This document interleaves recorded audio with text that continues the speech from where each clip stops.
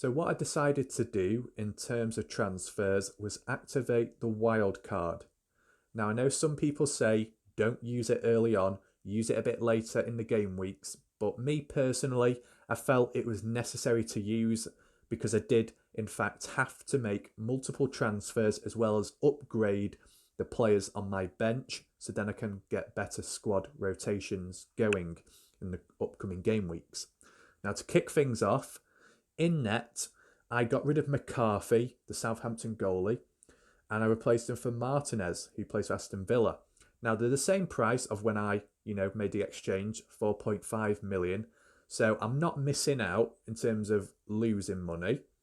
It'll be interesting to see how he performs against Fulham. It could be an even game, but it depends how Mitrovic plays. If he's a threat again, it could get messy. But I just wanted to try a different goalkeeper out and see how it goes. He made a good impression in his very first debut match. 13 points, clean sheet, penalty saved. That's a good start to say. So if we move on to the defence, when you first look at it, it looks as if I've not made any changes. But when you look at the bench afterwards, it'll be a bit clearer. I kept Robertson, I kept Doherty. The reason why I did that was because Doherty, I want to give him a final chance, and Robertson, I'm fine with him. I haven't got an issue. He can stay in the team. He's getting me points, which is good. Doherty is on final legs because in the first game week, he got 2 points. Second game week, he got 0. So it is quite disappointing. And his actual cost as well, 6 million. There's players that are 4.1 million who've got more points than Doherty. So that says a lot. Because their fixture is against Newcastle, Tottenham should have a decent chance of doing well and potentially having a clean sheet. Doherty can't manage to get a clean sheet in that type of match or get a goal and assist, then I'm probably going to get rid. However, though, a new player who I did bring in on the right-hand side, Reece James from Chelsea. He made a big impact in the first game week, 14 points, 1 goal, 1 assist. Shame he didn't get a clean sheet, so that's one concern to say. But the next fixture is against West Brom. So, if he doesn't get a goal, he doesn't get an assist, provided he can keep a clean sheet, that's better than nothing. And for the players who I had beforehand, this is still a bigger upgrade. So it's not really a loss. He is 5.1 million, so I think he did go up a little bit in price, but, it's still worth getting him now, to be honest, because of the fixtures, as well as the fact is he does seem to be a starter, providing he plays really well in the next fixture, it's just cementing his place in the starter team. Because if he's doing well, then why get rid of him? So yeah, that's what I've decided. So midfield, though, it does change a fair bit. So originally I had Saint Maximin, I had Bruno Fernandes, as we know, I had Salah, I had Aubameyang, and so on, like that. But what I decided to do was I got rid of Bruno Fernandes. I know I only had him for 1 game week, but I'll explain why I did that in a second. I've got Podence, I've got Costa as well, 2 new signings. Now, the reason why I got rid of Bruno Fernandes is because I didn't have confidence in him. I just had a feeling inside that made me think, you know what, it's just not worth holding on to him for now in hopes that it'll get better. Is it like a Doherty situation where you have to give it time maybe? And in that time, you're losing points and you're going to lose money. So why not get rid of him now, brush all the badness off, and then once he starts doing better again in the future, he might have gone down in price as well if people have given up on him, I can buy him back and he's not as expensive. So that's why I've done that.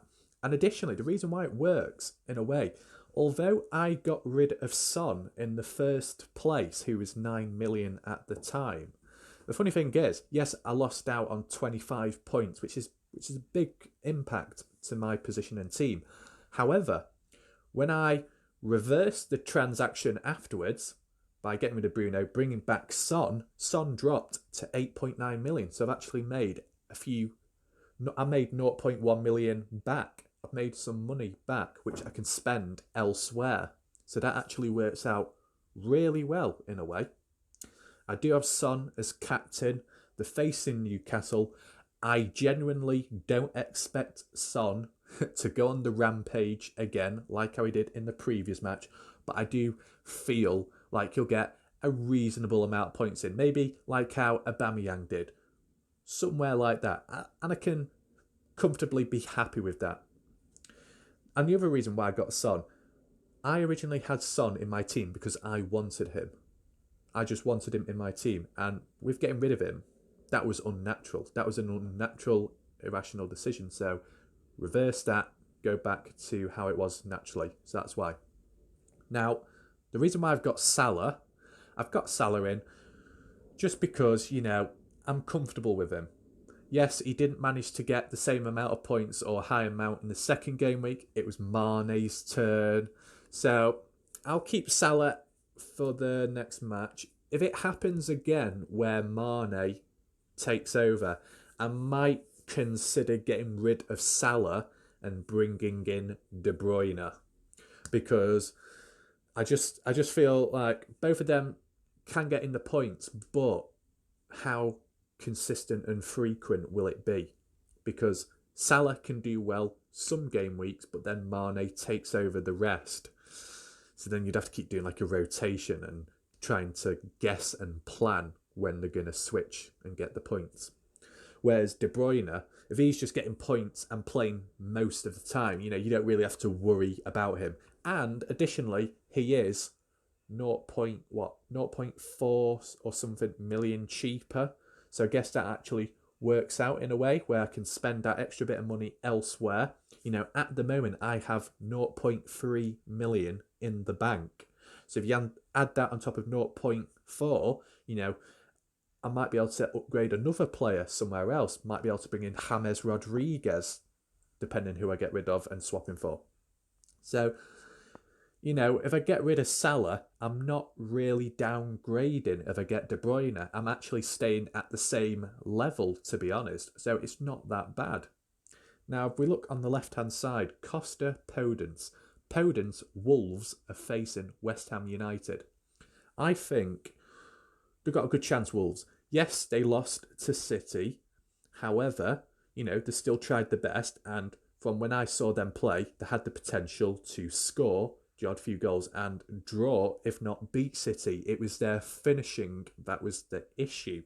But against the likes of West Ham, they might have a slightly easier time, maybe less pressure to shoot, and maybe improve their finishing.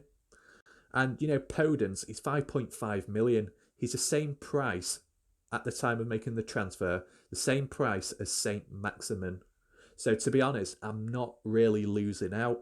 Same price, higher potential of doing well, plays in probably a better position, in a better overall team, and decent fixtures ahead, which is actually quite good, to be honest. He's got the odd few points in. If we look now, view information. Where's it? No, it doesn't say. Weird. But he's managed to get 5 and 6 points in the first 2 game weeks or so. So, that's good. Whether they win or lose, he's getting points in. So, yeah. Now, the reason why I got Costa from Leeds is because I really wanted a Leeds player. Someone that isn't over expensive, but someone that's capable of getting in a decent amount of points. Now, yes, you could argue, is this the Leeds bandwagon where people hop on a board, get this user, get that character, and then it ends up crumbling and then falling? Well, if that does happen, it's not the complete end of the world, because Costa is known to score, as we've seen, and he can get the odd assist. He plays as a midfield role, so he can still get points. One thing I didn't do was get a Leeds defender. There is no point, because Leeds, from what we've seen, are known for letting in, goals. So what's the point in having a defender who's going to get 0 points every time? So yeah. There is a question of, do I get Bamford or not? We'll see. Now, as for the attacking role, I'm actually quite happy with, from the looks of it, to say. I've got Kane now. I've still kept Calvert-Lewin and Werner. So the explanation behind this, I got Kane because I just felt and remembered that partnership between Kane and Son. Because at some point last season or the season before, I did have them two together at a certain time. And, they work well together. One might get all the assists in, the other might get all the goals in. Either way round, doesn't matter. They're going to get a good amount of points. And that's exactly what happened the last game week. Kane got 20-something points, Son got 25. That's not going to happen all the time. It probably won't happen for a while. It might not even happen again in this season. However, I do feel like, though, they're going to get at least 5 points each. That's how I feel. Maybe that's asking too much based off, guessing. But, I just feel Kane and Son, because they're a good partnership, and for at least this game week, at least, they're facing Newcastle. And Newcastle are potentially missing players. I don't know how many exactly, but, St. Maximin is potentially injured. Jamal Lewis, the defender, one of them, is potentially injured. So, on top of that, Newcastle are slightly weakened more. But we'll see if they recover or not. But yeah, that's why I've gone for the partnership, because of the fixture. I want to try and maximise points. If a few teams have got good fixtures and perform well, you want as many players as you can from those teams to maximise the points. You don't want to go too over the top, though, because when you end up facing one another, you're just going to have a team of half of those players facing that team and then the other for the other positions. It would get just a bit too messy and you'd get less points. You've got to get balance. Now, I've got Werner in. Like how I said about Reece James, they've got a good fixture, a good chance of doing well. They should be able to do well. I guess we'll see. Now, kept Calvert-Lewin in. He's a good price still. I managed to get him at the correct time. He's getting the points in. I generally don't know, though, how he'll perform against Palace. If it was like last season before, and Calvert-Lewin was at this level, and the Everton squad, how it was, I just think Everton, yeah, they're going to do well. They're going to win. They might let 1 or 2 goals in, but they're going to win. But this time round, I'm kind of dreading it, because the way Palace has performed, they've won. It's easy to think, God, they're going to be tough, they're going to be hard. Now, that might not be fully the truth, Who did Palace face in the first game week? Southampton. Was Southampton a really threatening team? Well, from the looks of it, not really. Maybe Southampton were weakened as well, so it made Palace look stronger. Equally, same could be said with game week 2, Palace versus United. United didn't have the correct exact lineup of players. Certain players in odd positions, subs not being brought on at the correct time, and lack of squad fitness versus potentially a fully fit Crystal Palace team. It does seem one-sided. Again, maybe United put over themselves to make Crystal Palace look stronger. But it'll be much more telling when the likes of Everton and the way they've been performing and the players they've got and the fitness level versus Palace. Then we'll ultimately see where each team stands. So that is my squad selection for now. In terms of the bench, though, even that is reasonable. Now, ignore the goalkeeper. You can still argue, that's not great. But look at it in this way. If Nyland is the second choice goalkeeper, which I hope he is, I can't fully remember, we've got a rotation there already. If that's potentially the case, that's really good. We've got a rotation. If Martinez is unable to play, Nyland can play and get the odd few points in, instead of some random nobody who's not going to do anything. Now, for the actual 3 other players, they are active, for now at least. Saiss is definitely active and a good defender in a good team, so that's promising. Justin, what, is he 4.1 million, 4.6? Will it say? No, it won't say. But yeah, I think he's like 4.6 million. And he seems capable of getting an assist, scoring, clean sheets. Seemed pretty good. He's got a good amount of points. Now, they are facing City next, so I'm just thinking maybe I'll keep him on the bench just for now. And even that guy at the end, Anguissa, if that's how you say it, plays for Fulham. he seems to be somewhat of an active player. Now he only played 27 minutes or so in the first game week. That's not great, but at least he was being played. Maybe it was like a Mitrovic situation where he only played for so long and then got taken off. But if you look at the second game week, when Mitrovic got game time, he delivered. And same with Anguissa, in a way. When Anguissa got proper game time, he managed to get an assist. So even if that's all he can perform, I mean, that's better than nothing. Now, I don't know if I'll really put him on my team at any point, but you know what? It can still be done. So, yeah, overall, I'm actually happy with it. You know, in a way, I'm actually struggling to decide who do I put on the bench and who do I switch. You know, that's kind of a good position to be in a way. You know, most of the time I've had it where all the bench, cheap, inactive players to fund the expensive main team, but that wouldn't always work, because, you know, when they start facing one another, you need the odd few cheaper or mid-range price players of different teams to put on, so then you can maximise points. So yeah, I'm happy with that. The two potential transfers that I'll make, either this game week before it starts or after, will be between Doherty and Salah. I want Son in my team. I want to give Podence a chance. I want to give James a chance, and Costa and Kane. But Doherty I'm a bit concerned about, and Salah, you know, I'm not concerned about his performance, but in terms of getting the points in, because he shares it with Mane from time to time, you know, I'm going to miss out on odd game weeks, aren't I? But if I can get De Bruyne in, who's guaranteed to play most of the time, I don't really have to worry about anyone else getting more points than him, because he's one of the main assisters. So that's a high chance of him getting an income of points in. So I can back on him more. So I think that sums it all up for now.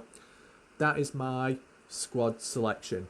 Now, in terms of the fixtures, I'll just give them a quick prediction. It's nothing expert-like, nothing accurate, but I'm just going to do a quick rough one. So you got Brighton, you got United. I think Brighton could beat United. If United have got the same squad, because I've not seen it yet, but basing it off these factors, if United have a same type of squad as they did in the first, you know, match they had, and fitness still isn't quite there, I think Brighton are going to win 1-2-0, 2-1 maybe. Brighton win 2-1. Just based off Brighton's performance, the players they've got Lallana, they've got Trossard, they've got Lamptey, they've got Maupai, or however you say his name. So they seem quite well. And they've got a good goalie, was it? Ryan. So yeah. The next thing, we got... Oh yeah, that's something I just want to mention. United. Yes, United beat Luton, I think it was. Was it 3-1 or so, or 3-0? But the reality is, United, after had some of their main team players on the pitch, they had Bruno Fernandes, they had Rashford, they had Van der Beek, they had Greenwood. Yeah, these are some of them at least, are main team United players, and they had to use them against Luton. That is a bit worrying in a way. And as well, United typically scored from a penalty in the 44th minute, and then in the 88th to 92nd they got 2 more goals. So for it to take that long, you know, it's kind of worrying against a team like Luton. So I just thought I'd just add that in quickly. Now, Palace and Everton, as I said, it's going to be really tough to decide how it goes. I think it's going to be goals from both ends. I think Everton will probably win 3-2, maybe 3-2. Now, West Brom and Chelsea, I think Chelsea are going to win, but I don't think it's going to be a huge margin. Probably 1-0, maybe, and Werner scores. That's the way I see it. West Brom and Chelsea, yeah. Burnley and Southampton, I think Southampton will win. I think Danny Ings will get 1 or 2 goals in. That's how it's going to go.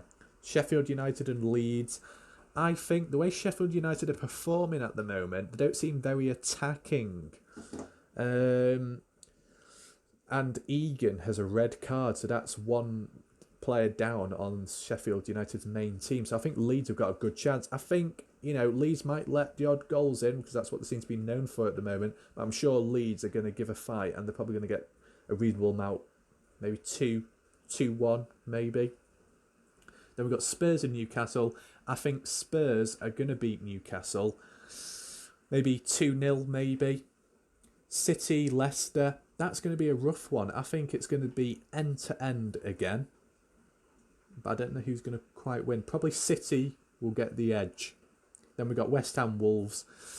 It could be an upset, this. I don't know why I say it, but didn't West Ham win 5-1 in some match? Now, I know it was against the lower-end team, and they might have had a different team anyway, squad selection. But maybe it gives them a confidence boost. So I think I'm going to choose Wolves. I'll choose Wolves, yeah. Just because of their overall team and their quality. And, they're still bringing in players. We've got Semedo coming in from Barcelona. I mean, another Portuguese player, another key link. It is becoming like a Portuguese-style squad. Might help with chemistry and performance. They're already doing well, so only can get better. Then you've got Fulham and Aston Villa. I would really hope Aston Villa keep a clean sheet. But, Fulham, interesting team, deadly attacker. So it's going to be a bit of a worrying match. And then we've got Liverpool and Arsenal. I don't know the exact score, but I do think Liverpool are just going to win. That's my opinion. These aren't expert opinions. It's just my predictions, okay? I like predicting, but equally, sometimes I think, I'm a jinxing, I'm a cursing myself to do bad. But then again, when I predicted Everton's score, I said 2-1, 3-1, and ended up winning 5, whatever. So I guess it doesn't always go wrong. So, apologies for the longer video. I just had to get through a lot and explain quite a bit. I think that basically sums it all up. As I said, if I do make any odd few changes, I might do the update video in between. I'm happy who I've got as captain. And yeah, I think that concludes the video. Hope you enjoyed it. Tell me what you think or what transfers you might be thinking of doing. And basically, good luck for game week 3.